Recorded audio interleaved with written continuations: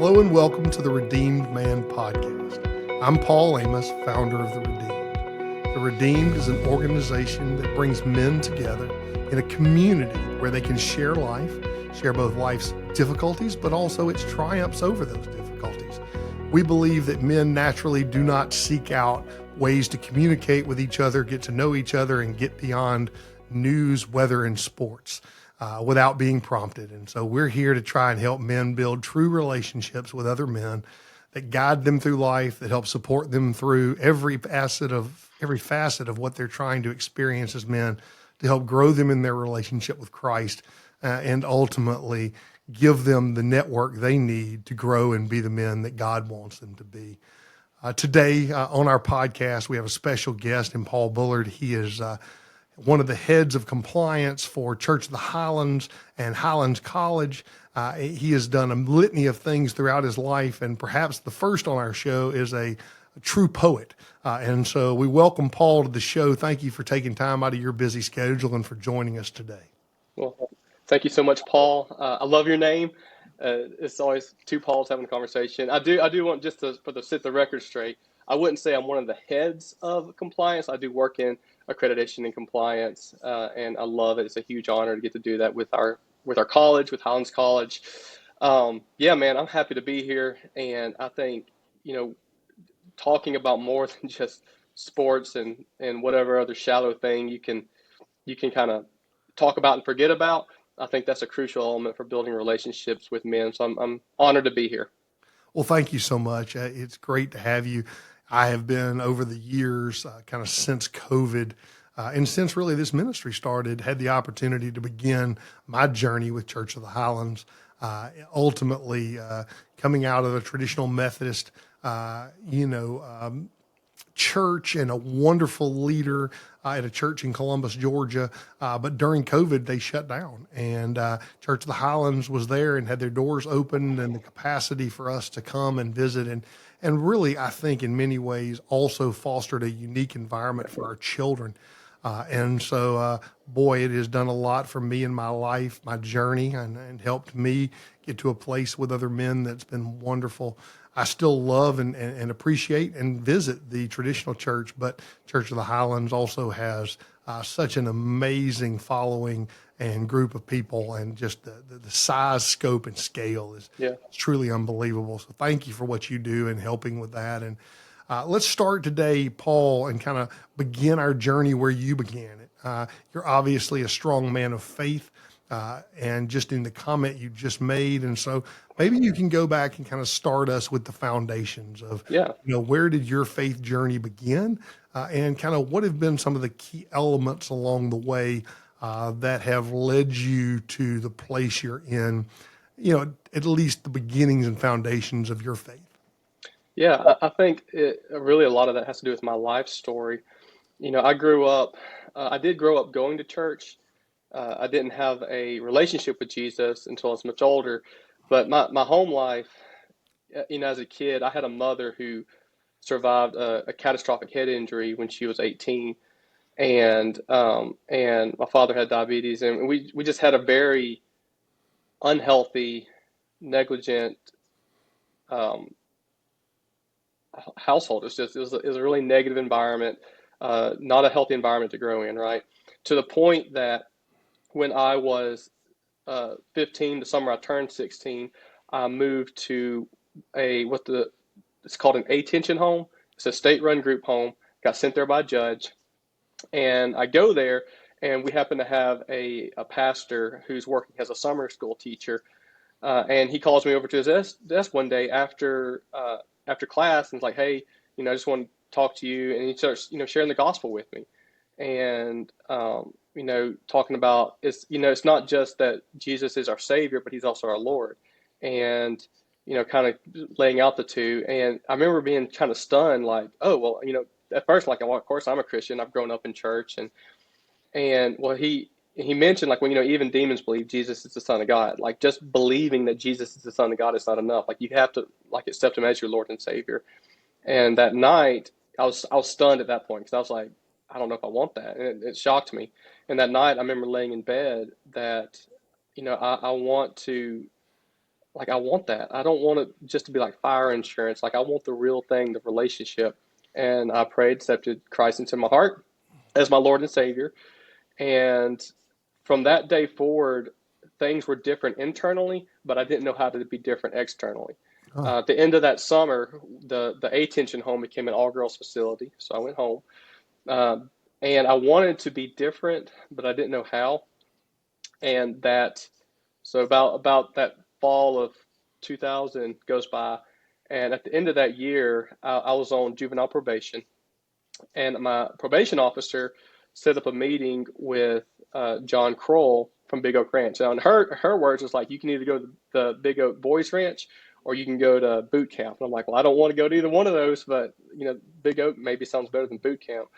And right, and so I remember having this conversation with John Kroll at Cracker Barrel, and he's asking me because they have a long wait list. Like, they help so many people, so many kids.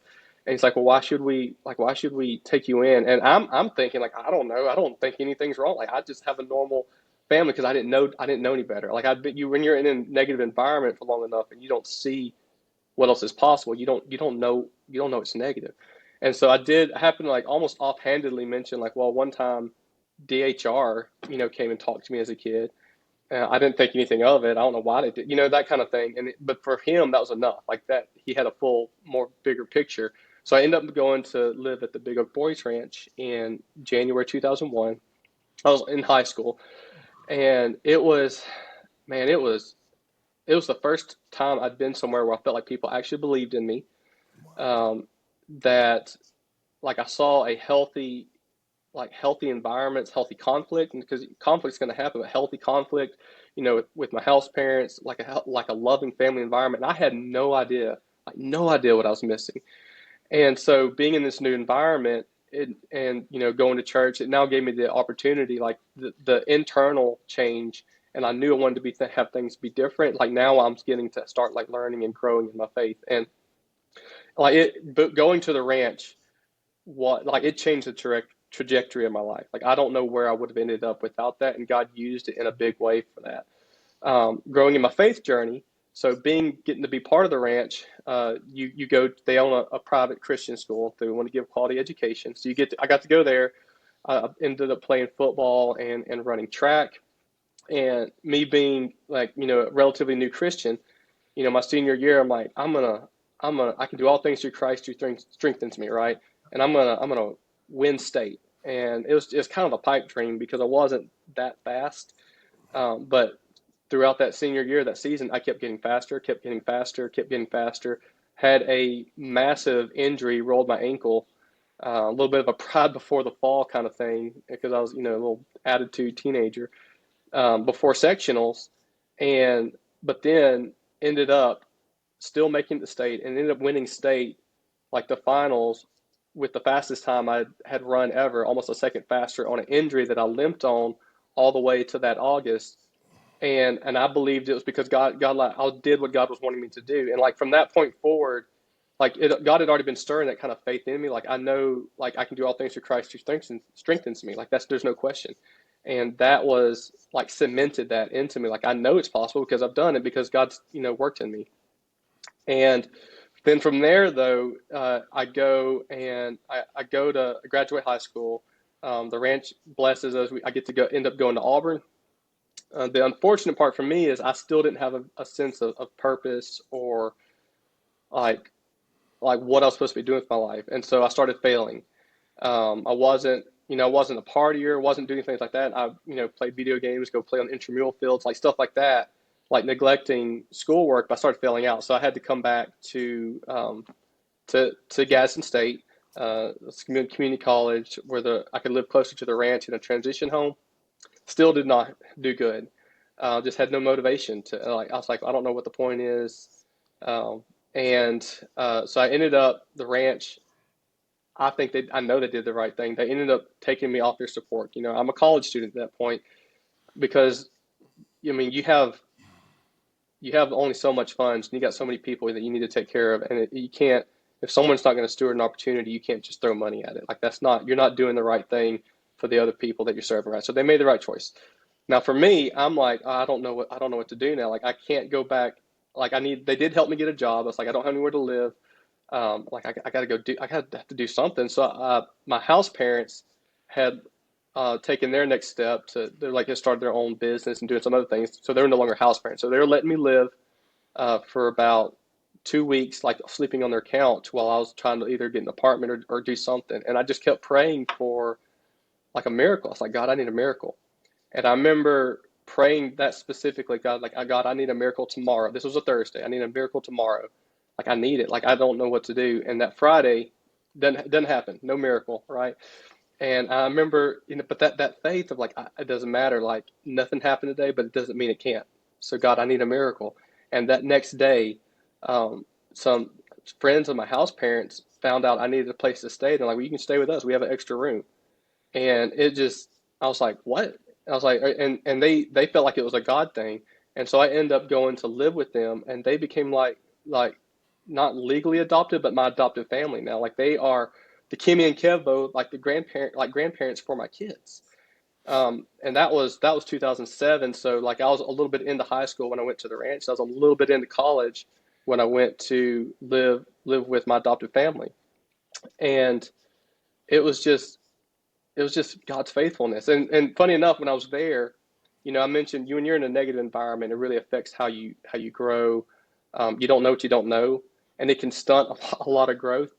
And while I was there, I got to see more of here's what a healthy family looks like. Here's some more structure. And I lived with them for a full year before I believe like God's calling me to go back to Auburn. I need to go back to Auburn.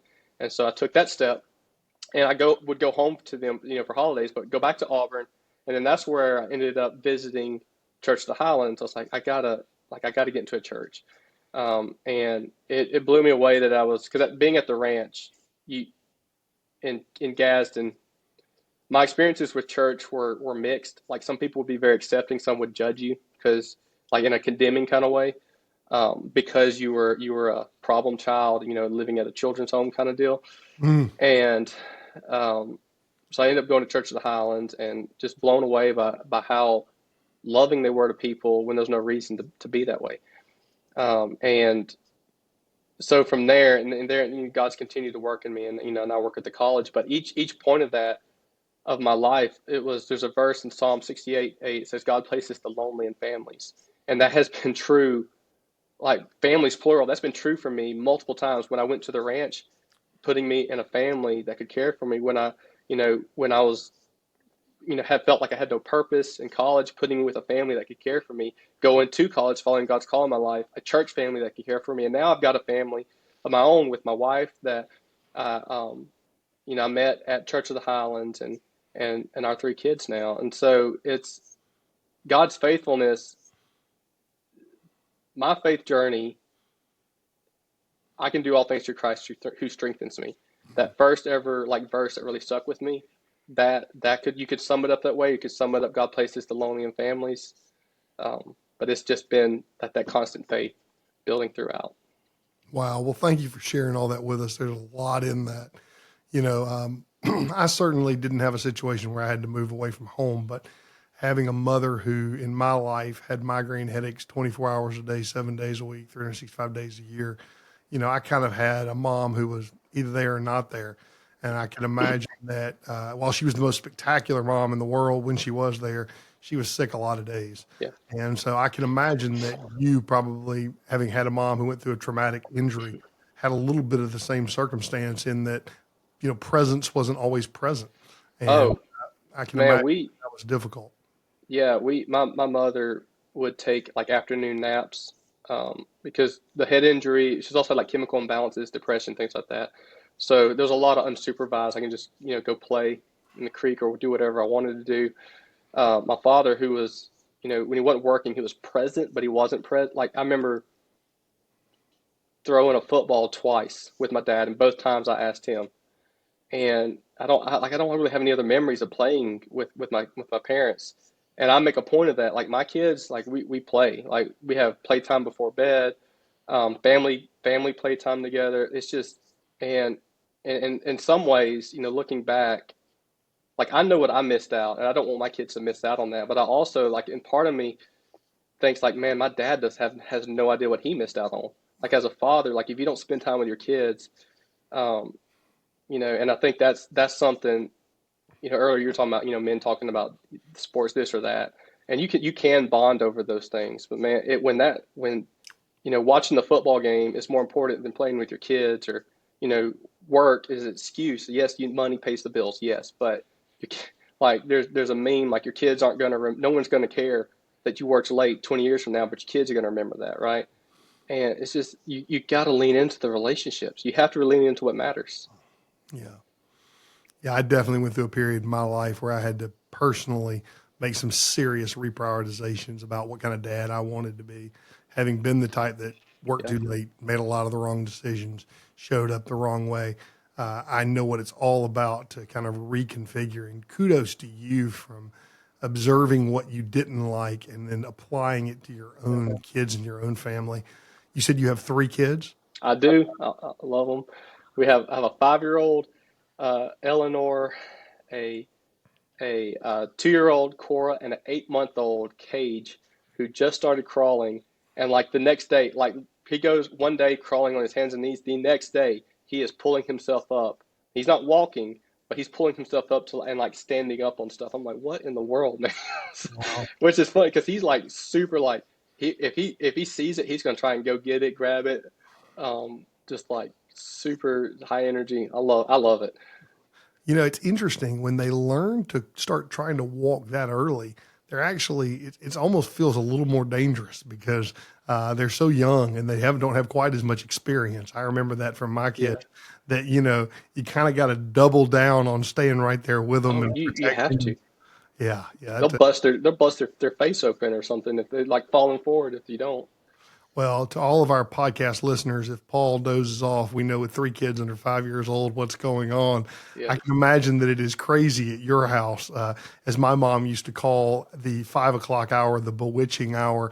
I imagine there's some chaos from 5 o'clock till bath time at your house. There isn't it the chaos is in the morning more Oh like yeah, okay. trying to get to school, but at night the it's just we have dinner and then it'll be bath time, and um we just roll with it. Like the chaos is part of the fun. Like everybody gets bath and then we have some playtime, some family time together, then a bedtime routine, and my wife Brooke has been very instrumental in helping that routine be um, just be solid, and our kids love it. Like if Cora or Elb too, like they loft time. That's what we call it. Like if they don't get loft time, like if it's late and they haven't had loft time, they'll like Cora, who's 2, will start crying about loft time, and she'll get all upset. And we just even if it's 30 seconds, like that routine, but just like getting time to go play in roughhouse, in the loft, it makes a difference. But it's like chaos could be a word for it, I guess, but it's I don't know. To me, it's just fun. So, Well, having children have expectations without being overly structured. It yeah, sounds to me like you balance that very well. You give them the consistency and the love and the knowledge of what's to come, but the fun within it yeah, that allows for them to experience you and your wife and to do so in a family environment. And I yeah, think as Christian men, that's so important. I mean, let's be honest, we, we don't all understand our Heavenly Father the way we should, but we do know that relationship with Him yeah, isn't just authoritative. It's a real, living, breathing relationship yeah, that has every element from not just structure, but also humor yeah, and things with it. And I think that the more we can model that for our children, the more we're going to see them evolve and develop into men and women of yeah. Christ that are better prepared to grow that next generation. I agree. Well, let's talk a little bit more about you and a little bit about kind of how you've become the man you are. Obviously, your background is fascinating, and thank you for sharing all that and your experience. I mean, first of all, congratulations on winning a state championship. I don't care how many years it was ago. That, That that's back in individual the day now. championship is a big deal. But at the same time, I'm sure with 3 kids, you're going to want them to experience some of that and find their own way in whatever endeavor it may be, academic, athletic, Yeah, spiritual, whatever it is. But there became a point after Auburn and your kind of renewed vigor toward things Yeah.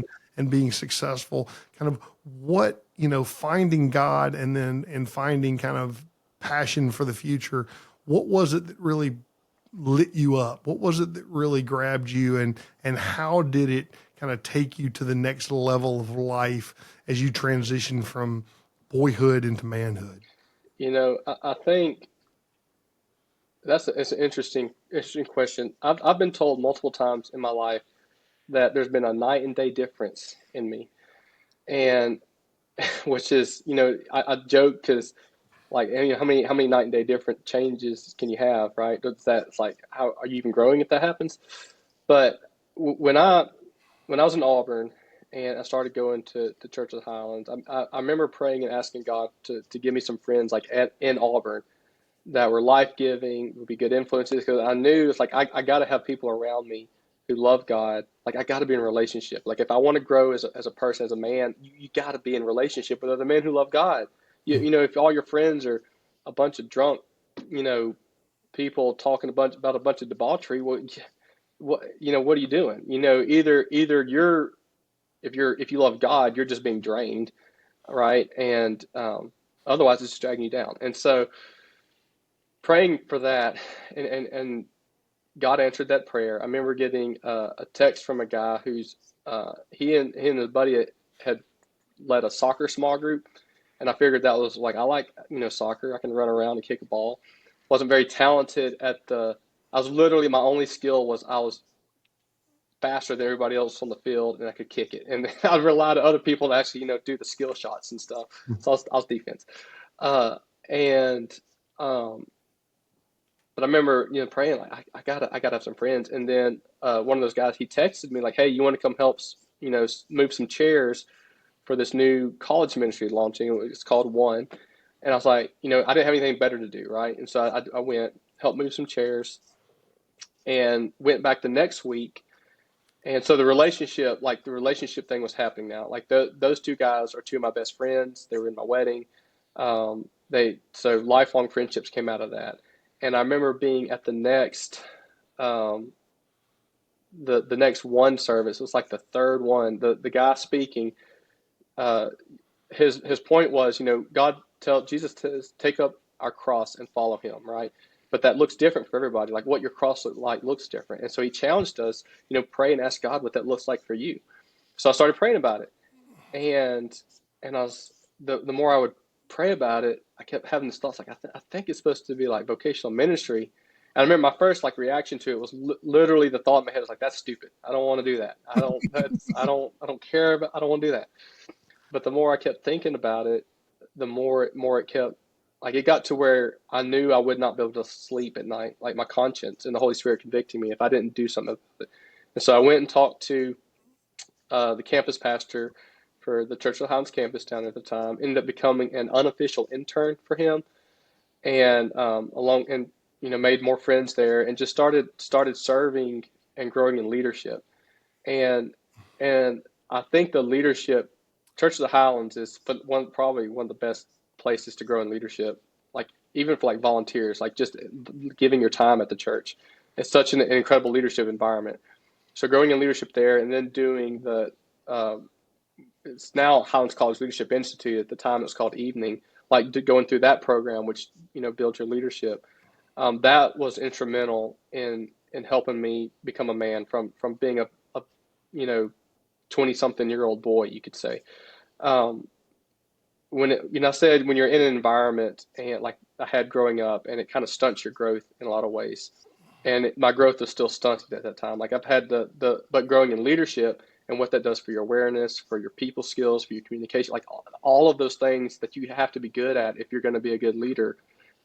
You don't want to be excellent at it, but you got to like, top tier talent, but you got to be able to talk to people. You got to, if you lead, it can lead well. Those other things will naturally, like this, a byproduct of that. And it helped me in my relationships. It helped me with my family now, like having all of those principles. Um, but that's a big part of how I became the man I am now. As far as ministry goes, though, it was also a long period. It was 2009 when I was like, all right, I know God's calling me to vocational ministry. It was 2020 when I started working for the college full time. And so that was uh, 11 years Mhm. of volunteering and serving. And I worked at a bank at the time. I was a branch manager at a credit union before working for the college. So, had that kind of experience going, but I didn't, there's a lot of pruning happening during that time. One of the biggest regrets I do have is that I didn't take advantage more of that work I had outside of ministry to allow, God to use that to make a difference and to grow me. But he still used it. So does that answer your question? It sure does. It's so interesting to me. It sounds like you and I both had the perspective that it takes a while sometimes for things to come to fruition. And I think our generation, and certainly the generations before us, understood that. I think in the social media and get rich quick and bingo world of today, there is this belief that things happen in just a single Yeah. moment overnight. Obviously, when you talk about an 11-year period of going from one to the next, and you think about Jesus was on this earth more than 30 years Yeah. before he started his ministry. I mean, so many people waited for things to be perfect, or waited for things to be the right time, before their calling and before they were brought forth. And, I think that's something for our youngest listeners that they have to begin to appreciate, that this maturation process that God is walking us through, while our salvation is instant, our Yeah.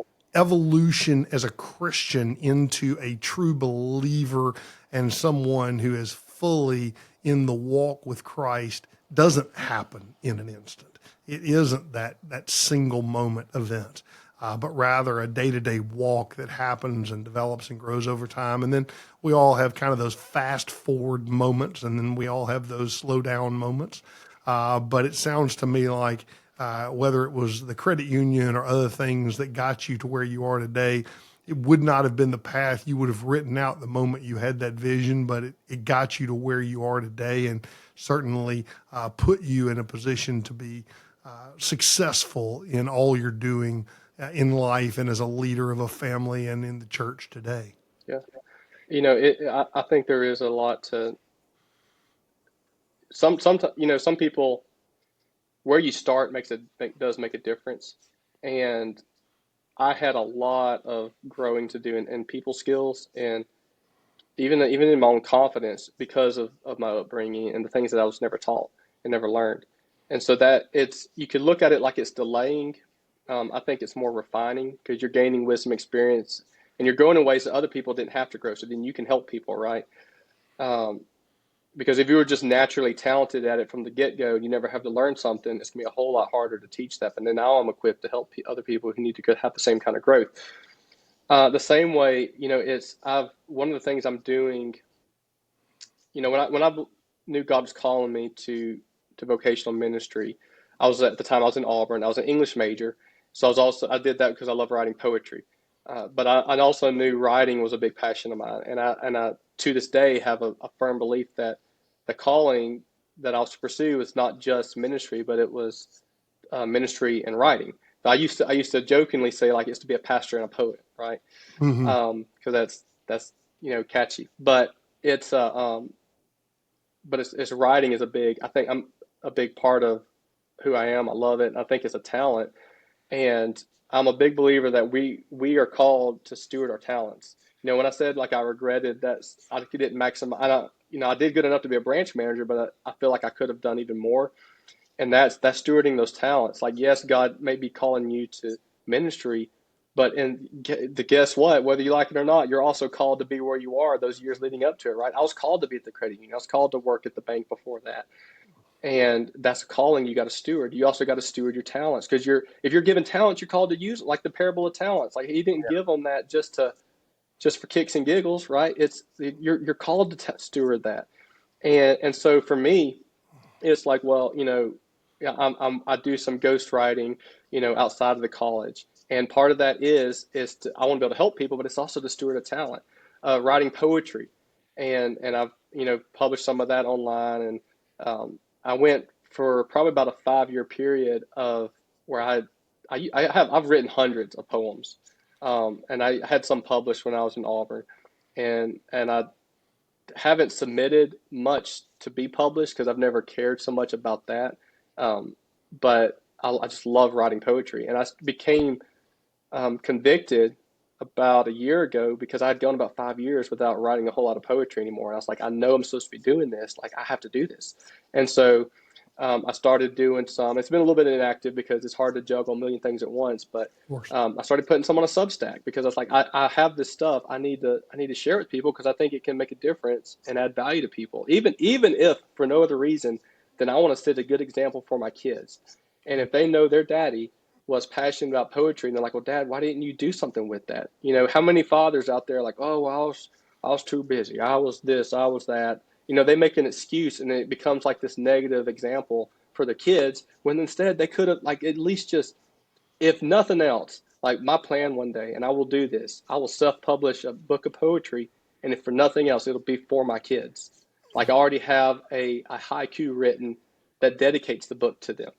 Oh, really? And Cool. so that would be like a little poetry dedication, right? But that's it's a big part of who I am. But it's just like, on principle, like, if God's given us something, you have to steward that, and that goes for relationships. That's everything. This whole life, we get one life to live, and why not make the most of every opportunity? Because once we're in eternity, yes, you get to spend eternity with Jesus, but you don't get this time back. Like, this is it. And it's not, we don't do it so we can get a reward. Yes, we will get a reward, but that's not, we do it because it honors God and glorifies Him. And quite frankly, if you want a fulfilling life, whatever your circumstances are, you got to steward what God's given you. That's there's a saying, Church of Highlands, choose joy. Choices lead, feelings follow. Those choices, that's stewarding. Choosing joy, you can just choose joy all day, but if you just sit on your couch and do nothing, it's that, what are you even choosing, right? There's got to be action that goes with that. So. For sure, for sure. And just to say it, as someone who lived in Japan, the fact that you have a haiku dedicated to your kids, I'm truly impressed. There is literally no bigger distinction between you and I as Pauls than you're a poet and I am certainly not. I don't even know that I know rhyming words. So I'm just curious, how did you find that gift that God had given you? And then how have you honed it? And if you have a Yeah, favorite, will you share it with us? yeah. I'd love to just delve into this a little bit. So I don't poet. So it's weird. The first poem I ever wrote was in seventh grade. We had to do it as an assignment, and I ended up writing this very silly poem, kind of rhymed like a Dr. Seuss thing, but it made the entire class laughed, and my teacher loved it enough for him to get me to take it to the library to get published in the school newspaper in middle school. Cool. Now, unfortunately for me, when I got to the library, I got met with a busybody mom who did not like the poem because her daughter, or it's like her daughter, her friend's daughter, I can't remember which one, also wrote something, and they wanted that to be the highlight. So basically, it got blocked Ah, and never published, whatever. So it was a little, discouraging for a seventh grader, but also didn't think much about it because, whatever. But it still stuck with me. Like, had like this curiosity, and I remember being in college, just having this thought one day. It's like, I need to write some poem. I don't know where it came from. Maybe it was the Holy Spirit. It's like, I need to write something. I need to try and write a poem. And I started doing it, and I loved it. Like, we, God created man and woman in His image, right? We're created in the image of a creator. We're created to create. Like, everybody's creative. Even it can look very different. We may not all be poets or this or that, but we all have this creative. I mean, a husband and wife create a child, right? So we create because we're creating the image of a creator. And so it becomes this outlet to express art, but it's also, like, for me, I'm healthier emotionally, spiritually, mentally, when I'm writing, because it allows you, because writing is thinking, so it allows you to process thoughts. But when you're doing it in an artistic way, you're even processing those emotions and putting that stuff in there. Um, I love I love layering stuff. Like, people talk about double entendres. I like triple entendres, right? It's fun to, like, to be able to do that. The meter of a poem is like, that's the beat to it, right? My favorite type of poetry is blank verse, and that is where you have a meter but you don't rhyme. So you have a structure to it, but there's no rhyme. So the structure is hidden, but it still flows well. It still has a rhythm. So feel and flow is a big part. So that's those things I love about poetry. And funny enough, Yeah. what I've come to realize working at the college is a lot of the work I do is poetry. It just, you're at the surface level, you're not going to look at it, but I'm like, if I'm creating a system and it feels good and it flows well and you can't tell it's a system and the outcome is it connects with people, and their passions, their emotions, their vision, whatever, then leading volunteers, then yeah, you just created poetry. It's the same principles of writing a poem and it transfers into leading people, creating systems. It's perspective and how you look at things, like how you look at meaning, how things connect. This, part of this stands up here and this stands it down here, like why, what connects them to something, the bigger picture in the poem. So it's how you think. It's like thinking like a poet. So that's how I've gotten to steward it. Like it's God's put that in me, but then those same things that have allowed, like, that I love about poetry, like it's just come out in my work. So, and you want to, so I do have a favorite one. I've memorized it. It's the only one I've memorized. I can recite that. Oh, I'd love to hear it. Okay. All right. So this was written on a road trip to Olympic National Park when I was in college with some buddies of mine, and I was sitting on the beach having like some quiet time with God by myself. Had just read the Bible. Uh, y'all can guess what verse I read after this, but all right. So the title is Specific Pacific. I woke to Pacific waves wearing shoreline drift trees raw. Overcast gray and blue specific sights of creation roared white foam awe. Oh, waters over the deep, dear God, I was once asleep until you moved into me with your light that let me see. That's it. Wow. Wow, you are right. That's a tongue twister. I'm not even going It was to a little bit that. like specific Pacific. It's hard to, I don't know. That's beautiful. Well, thank you for sharing that. It's really interesting, and sometimes I don't observe this myself, so I'll share it with you. Um, the two times that your tone of voice in rapid pace and excitement picked up was talking about your kids and talking about poetry. And so it is just so interesting to me Yeah, to see those two passions in you just come out in listening to you yeah, talk. And I mean, I hope that God sees that in all of us, right? yeah, Where are we passionate? Actually, he's probably the impetus for that. So who am I to talk about it like we're the one fostering it? But a beautiful thing to see you as a man come into something of beauty like poetry and responsibility like fatherhood, and to enjoy those both. That is really an amazing thing. Well, tell us a little bit as we kind of get closer to our end here about, Highlands College. For yeah. for some of our people that listen, obviously they're associated with Highlands. They know about the college, but others won't. And it's really truly unique. I had the Yeah. opportunity to visit it and get to know it when one of my sons was looking at school. But just from an insider's perspective, give us kind of the quick tale of the tape on Highlands College. It's one of a kind. I think, and I went and listened to it. You did a podcast with our president, Mark Pettis. Mhm. So if anyone wants to actually, like, for real get to know about Highlands College, go listen to that episode. It's a phenomenal episode. Myself, I went through the evening program, now Highlands College Leadership Institute, and it was life changing for me in giving me opportunities, putting me in relationship with people. That was actually the biggest part of it, and be able to put into action the things I was learning through those relationships.